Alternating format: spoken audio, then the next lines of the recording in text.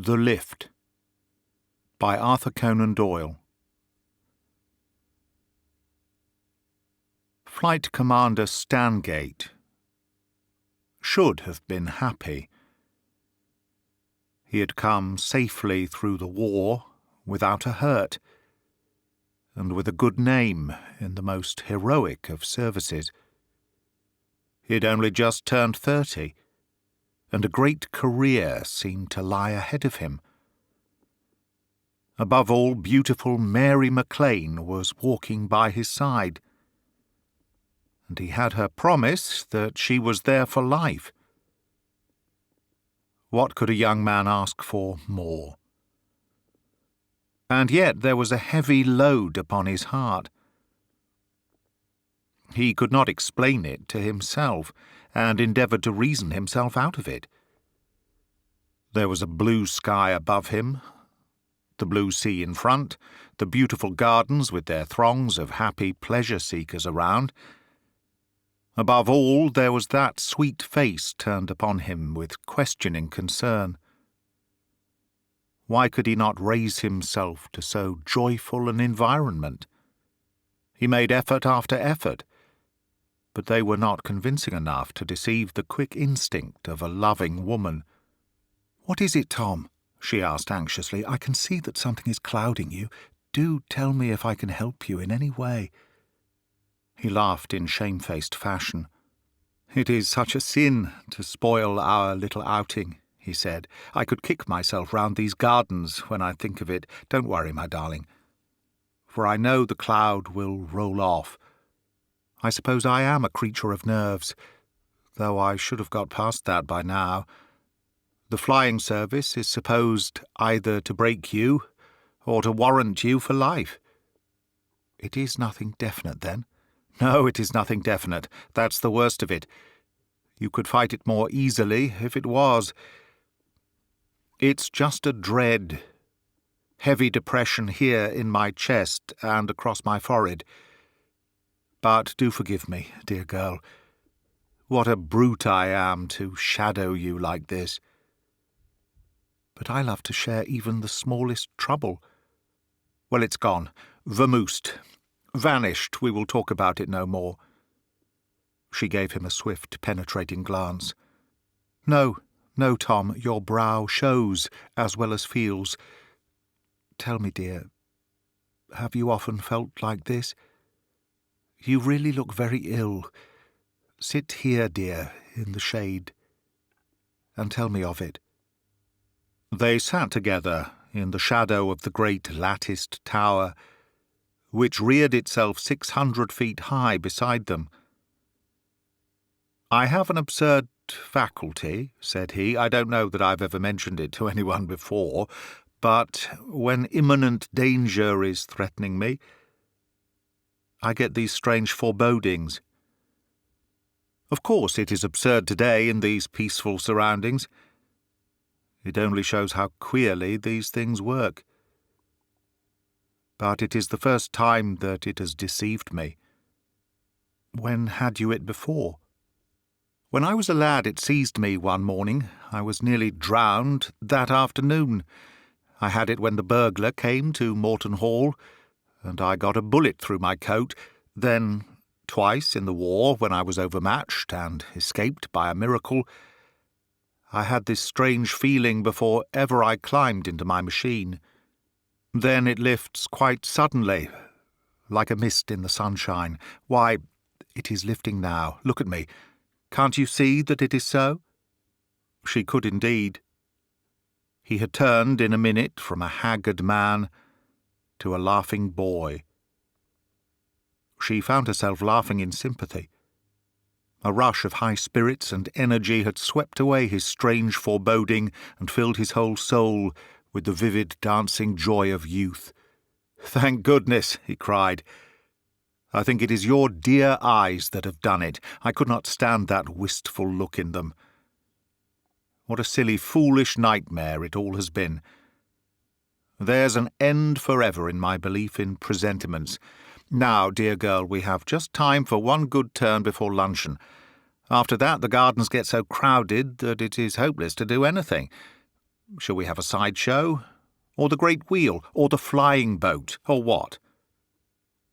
What about the tower? She asked, glancing upwards. Surely that glorious air and the view from the top would drive the last wisps of cloud out of your mind. He looked at his watch. Well, it's 12:30, but I suppose we could do it all in an hour. But it doesn't seem to be working. What about it, conductor? The man shook his head and pointed to a little knot of people who were assembled at the entrance. They've all been waiting, sir. It's hung up. But the gear is being overhauled, and I expect the signal every minute. If you join the others, I promise it won't be long. They had hardly reached the group when the steel face of the lift rolled aside, a sign that there was hope in the future. The motley crowd drifted through the opening and waited expectantly upon the wooden platform. They were not numerous, for the gardens are not crowded until the afternoon, but they were fair samples of the kindly, good-humoured North Country folk who take their annual holiday at Northam. Their faces were all upturned now, and they were watching with keen interest a man who was descending the steel framework. It seemed a dangerous, precarious business, but he came as swiftly as an ordinary mortal upon a staircase. "My word," said the conductor, glancing up. "Jim has got a move on this morning." "Who is he?" asked Commander Stangate. "That's Jim Barnes, sir, the best workman that ever went on a scaffold. He fair lives up there. Every bolt and rivet are under his care. He's a wonder, is Jim. But don't argue religion with him," said one of the group. The attendant laughed. "Ah, you know him then," said he. "No, don't argue religion with him." "Why not?" asked the officer. "Well, he takes it very hard, he does. He's the shining light of his sect." "It ain't hard to be that," said the knowing one. "I've heard there are only 6 folk in the fold. He's one of those who picture heaven as the exact size of their own back-street conventicle, and everyone else left outside it." "Better not tell him so when he's got that hammer in his hand," said the conductor in a hurried whisper. "Hello, Jim. How goes it this morning?" The man slid swiftly down the last 30 feet, and then balanced himself on a crossbar while he looked at the little group in the lift. As he stood there, clad in a leather suit, with his pliers and other tools dangling from his brown belt, he was a figure to please the eye of an artist. The man was very tall and gaunt, with great straggling limbs, and every appearance of giant strength. His face was a remarkable one, noble and yet sinister, with dark eyes and hair, a prominent hooked nose, and a beard which flowed over his chest. He steadied himself with one knotted hand, while the other held a steel hammer dangling by his knee. "It's already aloft," said he. "I'll go up with you, if I may." He sprang down from his perch and joined the others in the lift. "I suppose you are always watching it," said the young lady. "That is what I am engaged for, miss, from morning to night, and often from night to morning. I am up here. There are times when I feel as if I were not a man at all, but a fowl of the air. They fly round me, the creatures, as I lie out on the girders, and they cry to me until I find myself crying back to the poor, soulless things." "It's a great charge," said the commander, glancing up at the wonderful tracery of steel outlined against the deep blue sky. "Aye, sir, and there is not a nut nor a screw that is riot in my keeping. Here's my hammer to ring them true, and my spanner to wrench them tight. As the Lord over the earth, so am I, even I, over the tower, with power of life and power of death, I of death and of life." The hydraulic machinery had begun to work, and the lift very slowly ascended. As it mounted, the glorious panorama of the coast and bay gradually unfolded itself. So engrossing was the view that the passengers hardly noticed it when the platform stopped abruptly between stages at the 500-foot level. Barnes, the workman, muttered that something must be amiss, and springing like a cat across the gap which separated them from the trellis-work of metal, he clambered out of sight. The motley little party, suspended in mid-air, lost something of their British shyness under such unwonted conditions, and began to compare notes with each other. One couple, who addressed each other as Dolly and Billy, announced to the company that they were the particular stars of the Hippodrome bill, and kept their neighbours tittering with their rather obvious wit. A buxom mother, a precocious son, and two married couples upon holiday formed an appreciative audience. "You'd like to be a sailor, would you?" said Billy the comedian, in answer to some remark of the boy. "Look here, my nipper, you'll end up as a blooming corpse if you ain't careful. See, I'm standing at the edge. At this hour of the morning I can't bear to watch it." "What's the hour got to do with it?" asked a stout commercial traveller. "My nerves are worth nothing before midday. Why, looking down there and seeing those folks like dots puts me all in a twitter. My family is all alike in the morning." "I expect," said Dolly, a high-coloured young woman, "that they're all alike the evening before."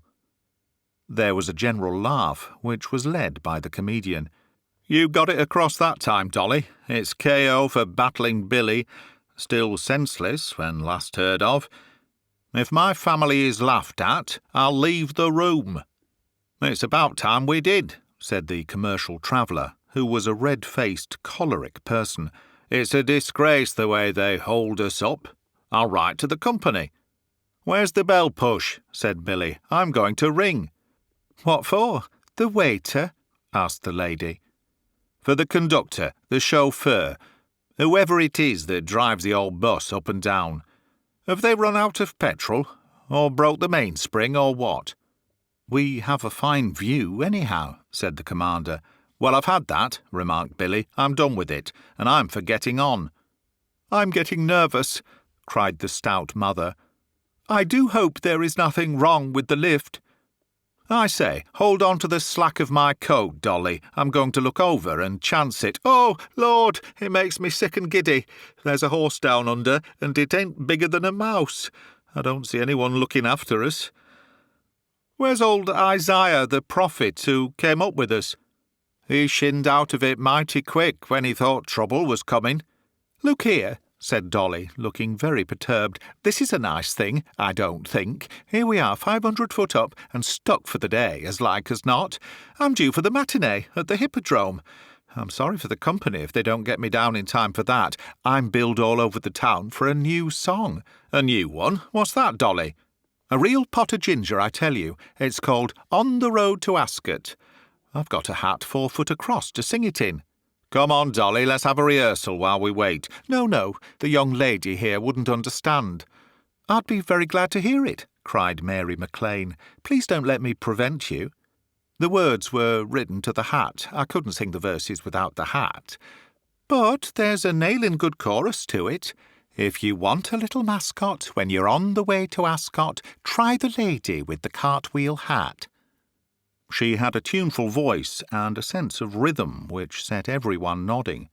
"Try it now all together," she cried, and the strange little haphazard company sang it with all their lungs. "I say," said Billy, "that ought to wake somebody up." "What? Let's try a shout all together." It was a fine effort, but there was no response. It was clear that the management down below was quite ignorant or impotent. No sound came back to them. The passengers became alarmed. The commercial traveller was rather less rubicund. Billy still tried to joke, but his efforts were not well received. The officer in his blue uniform at once took his place as rightful leader in a crisis. They all looked to him and appealed to him. "What would you advise, sir? You don't think there's any danger of it coming down, do you?" "Not the least, but it's awkward to be stuck here all the same. I think I could jump across onto that girder. Then perhaps I could see what is wrong." "No, no, Tom, for goodness sake, don't leave us." "Some people have a nerve," said Billy. "Fancy jumping across a 500-foot drop." "I dare say the gentleman did worse things in the war." "Well, I wouldn't do it myself, not if they starred me in the bills. It's all very well for old Isaiah. It's his job, and I wouldn't do him out of it." 3 sides of the lift were shut in with wooden partitions, pierced with windows for the view. The 4th side, facing the sea, was clear. Stangate leaned as far as he could and looked upwards. As he did so, there came from above a peculiar, sonorous, metallic twang, as if a mighty harp string had been struck. Some distance up, 100 feet perhaps, he could see a long brown corded arm, which was working furiously among the wire cordage above. The form was beyond his view, but he was fascinated by this bare sinewy arm which tugged and pulled and sagged and stabbed. "It's all right," he said, and a general sigh of relief broke from his strange comrades at his words. "There is someone above us, setting things right." "It's old Isaiah," said Billy, stretching his neck round the corner. "I can't see him, but it's his arm for $1. What's he got in his hand? Looks like a screwdriver or something." "No. By George, it's a file." As he spoke, there came another sonorous twang from above. There was a troubled frown upon the officer's brow. "I say, dash it all, that's the very sound our steel hawser made when it parted, strand by strand, at Dixmude. What the deuce is the fellow about? Hey there! What are you trying to do?" The man had ceased his work and was now slowly descending the iron trellis. "All right, he's coming," said Stangate to his startled companions. "It's all right, Mary.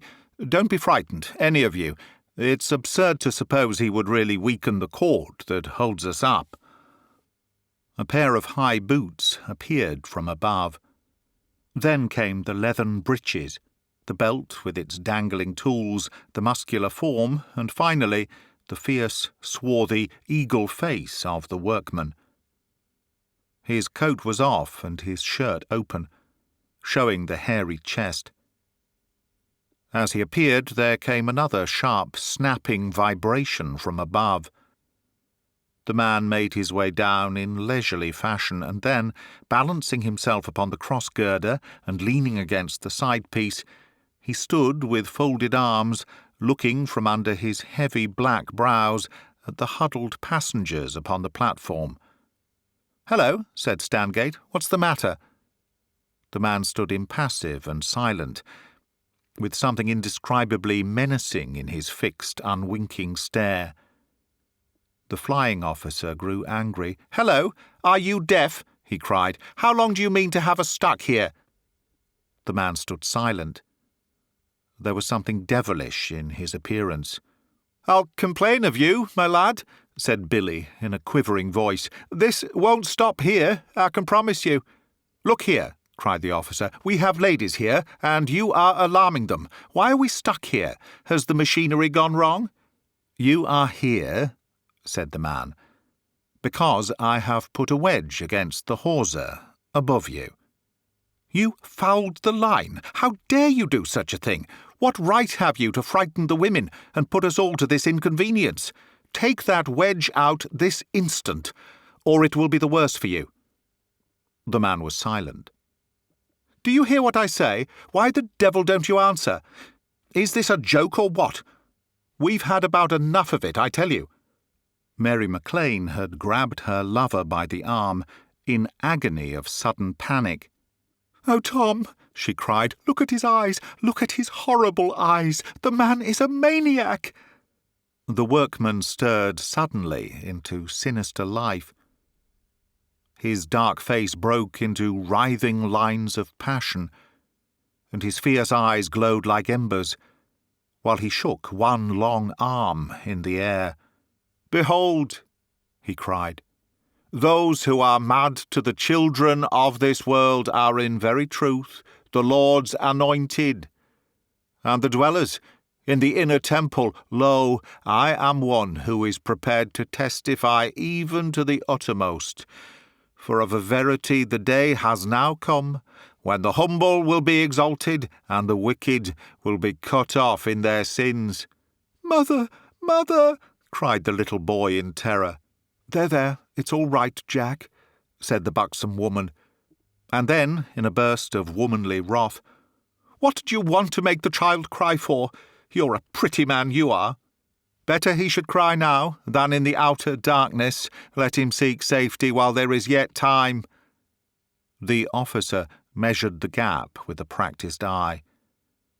It was a good 8 feet across, and the fellow could push him over before he could steady himself. It would be a desperate thing to attempt. He tried soothing words once more. "See here, my lad, you've carried this joke too far. Why should you wish to injure us? Just shin up and get that wedge out, and we will agree to say no more about it."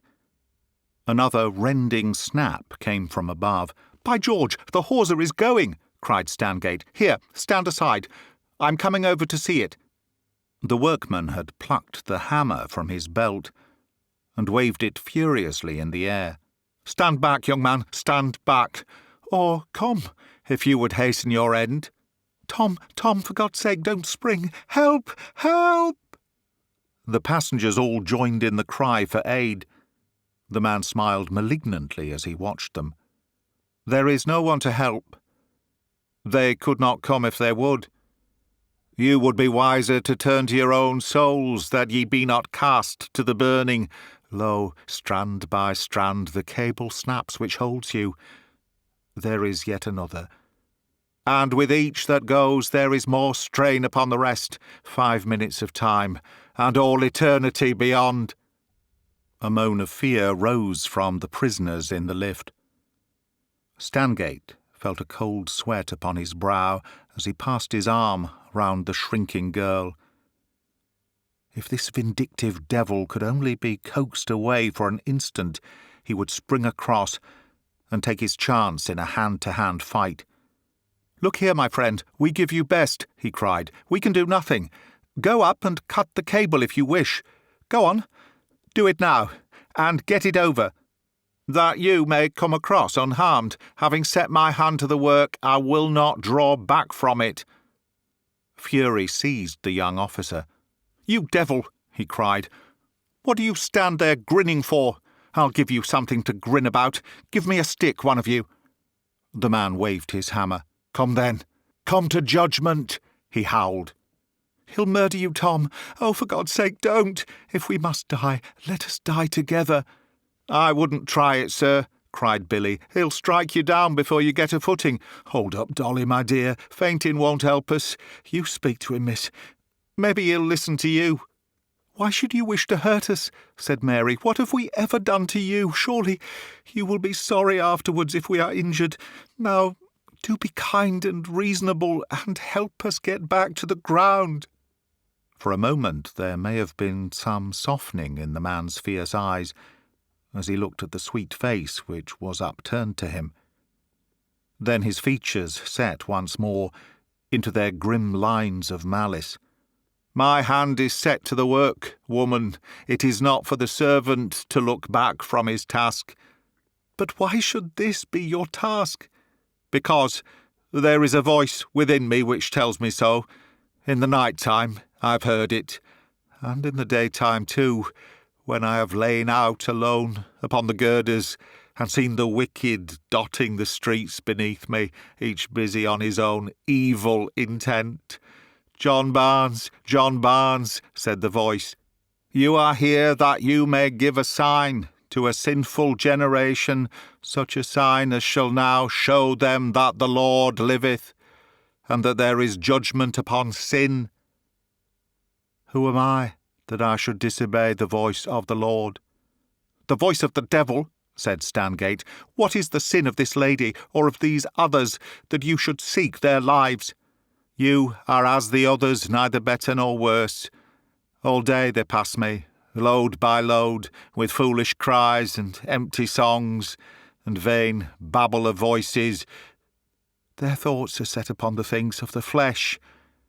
Too long have I stood aside, and watched, and refused to testify. But now the day of wrath is come, and the sacrifice is ready. Think not that a woman's tongue can turn me from my task." "It is useless," Mary cried. "Useless. I read death in his eyes." Another cord had snapped. "Repent, repent," cried the madman. "One more, and it is over." Commander Stangate felt as if it were all some extraordinary dream, some monstrous nightmare. Could it be possible that he, after all his escapes of death in warfare, was now, in the heart of peaceful England, at the mercy of a homicidal lunatic, and that his dear girl, the one being whom he would shield from the very shadow of danger, was helpless before this horrible man? All his energy and manhood rose up in him for one last effort. "Here, we won't be killed like sheep in the shambles," he cried, throwing himself against the wooden wall of the lift and kicking with all his force. "Come on, boys, kick it, beat it. It's only matchboarding, and it is giving. Smash it down. Well done. Once more, all together. There she goes. Now for this side. Out with it. Splendid." First the back and then the side of the little compartment had been knocked out, and the splinters dropped down into the abyss. Barnes danced upon his girder, his hammer in the air. "Strive not," he shrieked. "It avails not. The day is surely come." "It's not 2 feet from the side of the girder," cried the officer. "Get across, quick, quick, all of you. I'll hold this devil off." He had seized a stout stick from the commercial traveller and faced the madman, daring him to spring across. "Your turn now, my friend," he hissed. "Come on, hammer and all. I'm ready for you."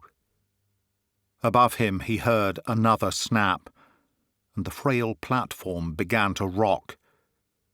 Glancing over his shoulder, he saw that his companions were all safe upon the side girder.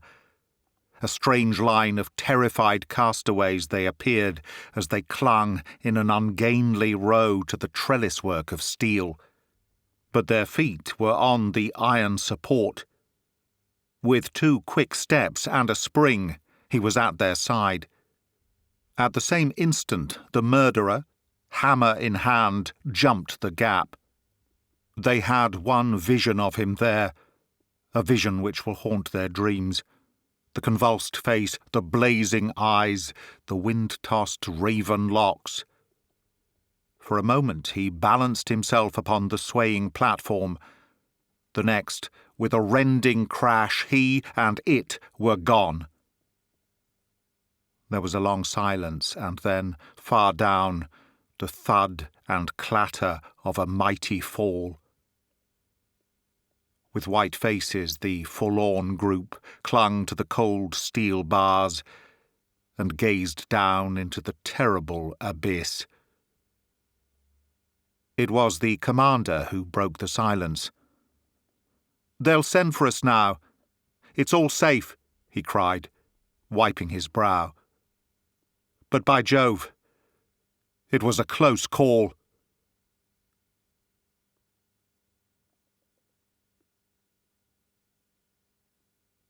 That is the end of The Lift by Sir Arthur Conan Doyle.